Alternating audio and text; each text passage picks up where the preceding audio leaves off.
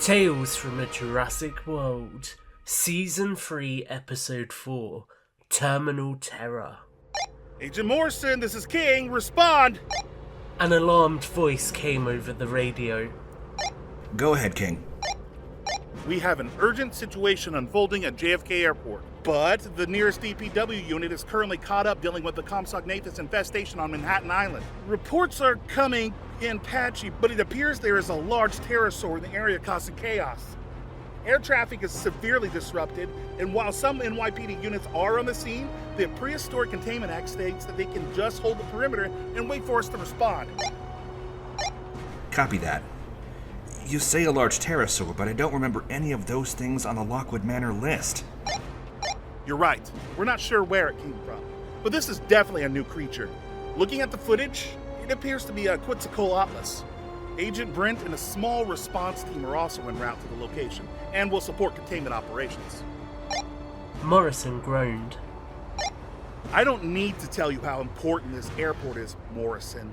If we don't get the situation under control, it could have a real impact on the economy. So get in there, coordinate with air traffic control, and get the creature contained. King out. Morrison had been increasingly dealing with incidents across the US since returning from operations abroad. It was becoming alarmingly clear to him that these animals were beginning to spread more and more across the country, with Lockwood Manor being an epicenter for the activity. In the early days, he and Lucy had just needed to respond to encounters with animals in and around California, but they were far beyond that now. He'd heard reports of some of the animals even making it as far as Canada, with the horrible incident up north reported early in the days of the animal epidemic. He had hoped that encounters like those would be an exception, but increasingly they seemed to be becoming more and more prevalent. The DPW were doing what they could to deal with the incidents as they unfolded, but there was definitely internal pressure on the organisation. Biosyn were picking up the slack where they could, but even then, there were definitely more animals than response agents out in the wild. What Morrison found increasingly disturbing was the prevalence of new animal encounters, with an increasing deviation from the list recovered from Lockwood Manor. He had hoped that the Moros intrepidus he encountered in Ohio may have been a strange anomaly, but increasingly, more and more Biosyn operatives were returning to the Dolomites with new animals in their custody. He'd heard reports of animals which weren't even dinosaurs, like Dimetrodon and Lystrosaurus, being recovered in the wild, and had even heard rumours from colleagues that a saber-toothed tiger had been sighted on an operation. It was clear that the operations they were embarking on were no longer about containing animals from a set list. They were far past that at this point. Morrison couldn't shake the feeling that there was something wrong. Where were all of these new animals coming from? Nature couldn't just produce a cacophony of new prehistoric animals without some kind of human interference. He was so distracted that he almost didn't stop as an NYPD officer waved him down at the entrance to the airport terminal. You at Bison? He asked as he motioned towards the logo on the Jeep. Yep, Agent Morrison. I believe some of my team are already on location. That's right. They're assembling in Terminal 1. Head down to the right and you'll see where they're parked. Good luck. Thanks, officer. As Morrison sped past the police officer and into the airport, he was taken aback by how massive the facility was. He'd been to New York before but hadn't flown, so he had never come through the airport before, and was taken back by just how massive it was. There were several huge runways sprawling in front of him, alongside a variety of terminal buildings, hangars, utility facilities, and other structures. At one end of the facility there was a massive towering traffic control tower, adorned with many windows and antennas, and littered across the runways were planes, utility vehicles, and other forms of transport of every description.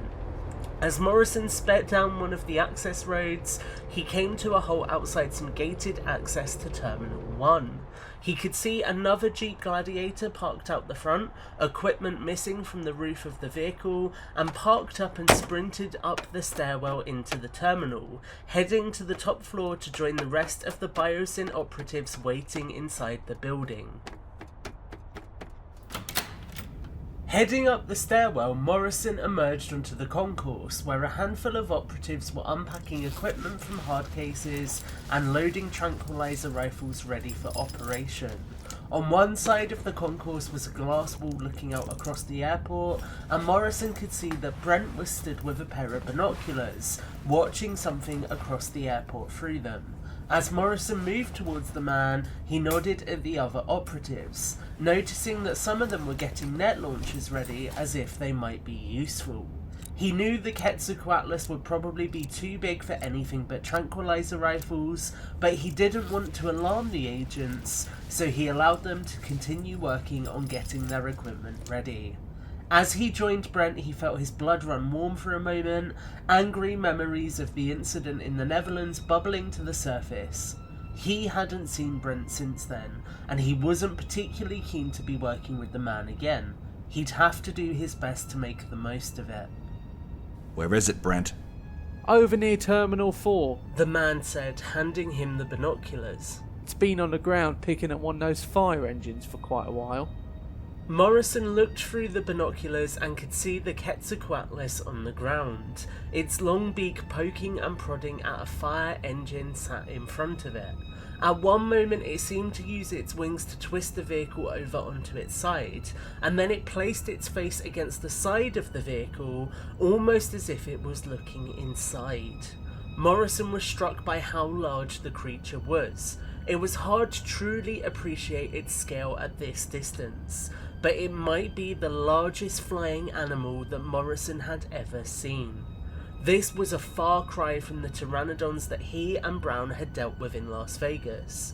He felt a twinge of pain in his heart for a moment as he thought about his former partner, but he pushed the pain away, motioning Brent to join him and the others as he addressed them.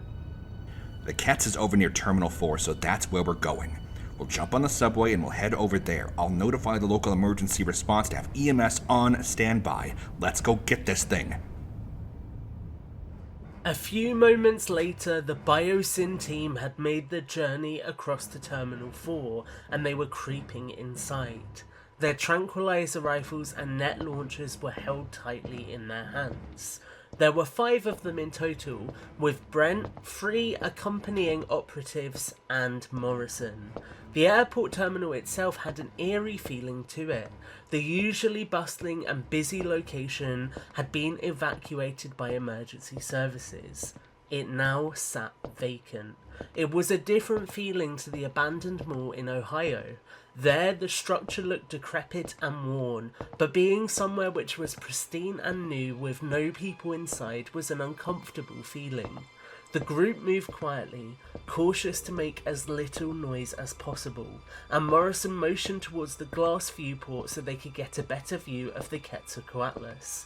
As they got closer to the viewport, there was a sudden flash, and something flew past them, heading higher into the sky. Morrison and the others looked up, but as quickly as they had seen the animal, it disappeared. Morrison moved to the viewport and looked down, now seeing an abandoned fire engine crumpled on its side. Where the hell is it going? I'm not sure. As Morrison went back to looking at where the creature had been, he spotted an open hangar not too far from where the animal had been picking at the fire engine. Pondering this for a moment, he almost didn't notice as a huge shadow swept over the terminal building through the glass above. Everything went black for a moment, and then light returned before they were plunged into darkness again. It's circling us! One of the Biosyn operatives shouted as she raised her weapon upwards. Where did it go? Another bellowed as he tensely watched the sky.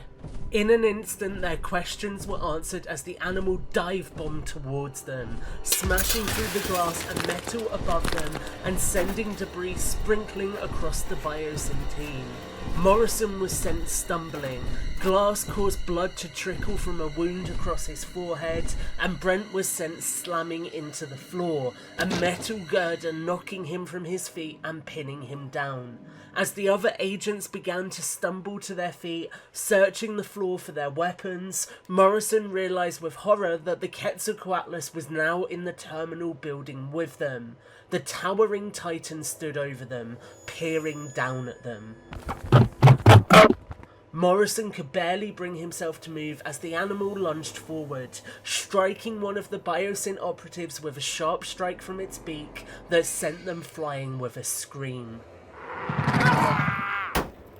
Morrison was left dumbfounded for a moment. He stared at the animal in disbelief. The creature was large and powerful, a long orange beak its defining feature, followed by a blue crescent hump between its eyes. Grey and white mottled feathers adorn the back of its head and neck, leading into a powerful body with long and elegant wings, speckled orange and brown. Morrison was confused as to why this animal would attack them, lost in trying to understand the psychology of the animal before another devastating strike brought him back to focus. Two of the other Biosyn agents had crawled to their feet, loading a net launcher and firing at the animal. The animal let out a tremendous squawk as it tilted its head so that the net slid off of its beak. It then swiped one of its large arms, its wing catching the two agents and knocking them from their feet. It let out an angered sound, but Morrison noticed that the creature didn't opt to attack them further. It stood its ground. Morrison carefully loaded his tranquilizer rifle and leveled it at the animal. He squeezed the trigger. The tranquilizer dart landed in the animal's neck and it bellowed in pain. Hell. Morrison exclaimed as he turned and began to run down the terminal. The Quetzalcoatlus followed him, rapidly approaching as it tore forward with surprising speed. Morrison was shocked at how nimbly the creature was able to move when walking, quickly gaining on him despite his head start. He rushed to load another round in his tranquilizer rifle, turning back towards the animal and firing as it bore down on him. The animal let out another yelp and lunged towards him, its beak snapping at him as it slid across on its belly. He began to move quicker, the animal now closing on him more rapidly, and was able to dive into a convenience store at the side of the terminal at the last moment as the animal slid past. It seemed to attempt to turn to face him, but gave up halfway through the process, instead settling in a slump pile.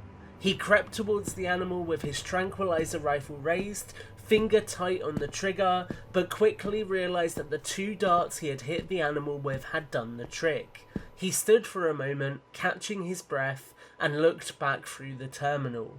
A couple of the Biosyn operatives had got to their feet and were moving the girder off of Brent.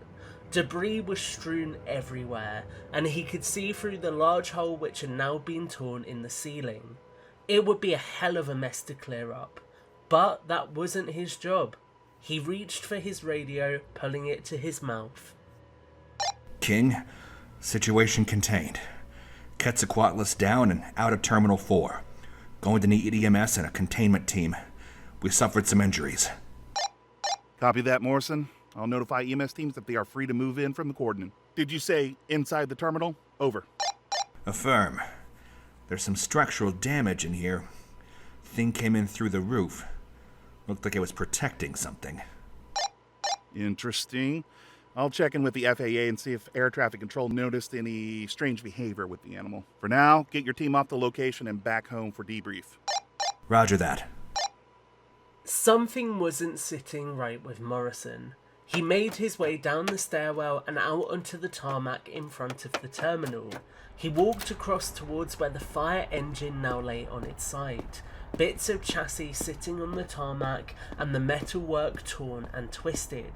He crouched down and looked at it for a moment, his stomach churning at the thought that he had been in such close proximity to an animal which had been able to cause this level of damage.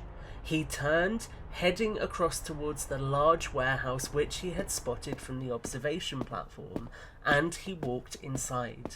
There were some marks on the walls and some damage to some of the platforms and stairways inside, indicating that the Quetzalcoatlus had indeed been in here. As Morrison moved towards the far end, he found a light control box and turned on the lights inside the cavernous space, illuminating the mammoth room around him. Two things immediately caught Morrison's eye. The first was a small makeshift structure in the corner, assembled with bits and pieces of debris, some insulation from another building, and other odds and ends which would have been found on the airport grounds. As Morrison approached and shone a flashlight inside, his suspicions were confirmed as he spotted several eggs, nestled in what was clearly a makeshift nest. Instinctively, he reached for his radio. All units be advised, we have eggs in the hangar opposite the fire engine. We'll need an additional unit to contain. Over. The second thing which caught Morrison's attention made his blood run cold.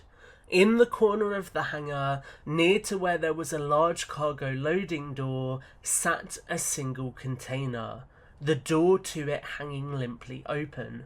To anyone else there wouldn't have been much to consider here. Perhaps it was something which had been damaged in the calamity when the Quetzalcoatlus had entered the building.